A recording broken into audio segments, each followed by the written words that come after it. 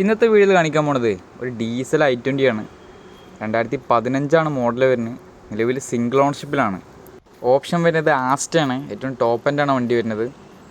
നിലവിൽ 1,22,000 കിലോമീറ്ററാണ് ഓടിയിട്ടുള്ളത്. Diesel engine ആയതുകൊണ്ട് ഏകദേശം നമുക്ക് 20-22 ലെവലൊക്കെ മൈലേജ് പ്രതീക്ഷിക്കാൻ പറ്റും.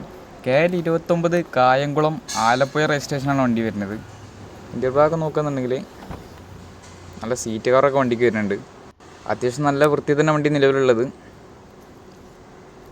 പിന്നെ ഫുൾ ഓപ്ഷൻ വണ്ടി ആയതുകൊണ്ട് തന്നെ എല്ലാ ഫീച്ചേഴ്സും വണ്ടിക്ക് വരുന്നുണ്ട്. 4 door power window, mirror adjustment, steering control, alloy wheel, back wiper, അത്തരത്തിലുള്ള ഒരുപാട് ഫീച്ചേഴ്സ് വരുന്നുണ്ട്.